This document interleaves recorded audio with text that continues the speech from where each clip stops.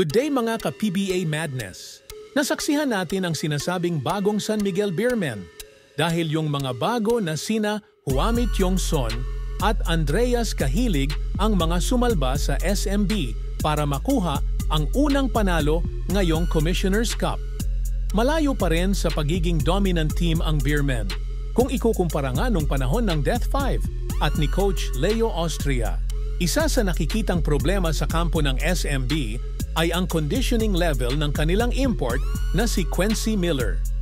Kung titingnan natin mga ka-madness, hindi na dapat issue ang conditioning ni Quincy Miller dahil matagal na rin siyang nag-e-ensayo sa SMB. Nakadalawang laro na nga siya sa EASL tournament na low intensity ang naging performance niya. At last game kontra sa Phoenix Fuel Masters, kita natin yung pagod na halos ayaw nang bumaba sa depensa. Kung hindi gagawa ng action, ang SMB management malabong madepensahan ng Beermen ang titulo ng Commissioner's Cup. Mga ka-madness, sa pinakita ni Huami Tiongson, dapat na sigurong ibigay ni Coach Jorge Gallant ang pagiging main point guard ng Beermen kay Huami. More playing time at mas mabilis na makakapag-build ng chemistry si Huami Tiongson kina Junmar Fajardo at CJ Perez. December 8, Sunday pa ang susunod na laban ng SMB kontra sa NLEX Road Warriors.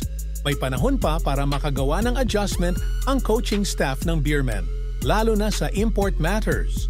Mga ka-madness, simula ng hawakan ni George Gallant ang head coaching job ng Beermen, naging palubog ng palubog ang laro ni Big Mo Tautua.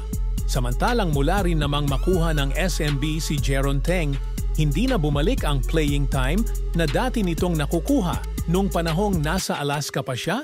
35 years old na si Big Mo, mas mainam na gawing trade asset na lang ng SMB si Big Mo at kumuha na lang ng mas batang big man na pwedeng i-develop.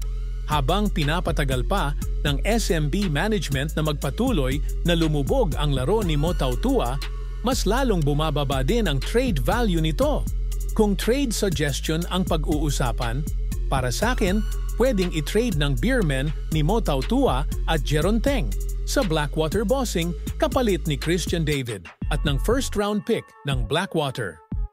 Or, kung totoo ang rumor na magpapalit na ng pamunuan ang kampo ng Northport Batang Pierre na di malayong magkaroon ng balasahan ng players, pwedeng magbakasakali si Rapunzel na ialok si Mo Tautua, Jeron Teng, Simon Enciso at Don Trollano, kapalit ng mga young guns na sina Arvin Tolentino, William Navarro at Cade Flores. Sa akin lang naman yan. Kayo mga ka-madness, dahil sa hindi naman nagagamit ng maayos ng SMB, sina Mo Tautua at Jeron Teng, anong trade package ang nakikita nyo na malaki ang chance na maganap bago matapos ang Season 49? Kayo mga ka-madness, anong sa inyo?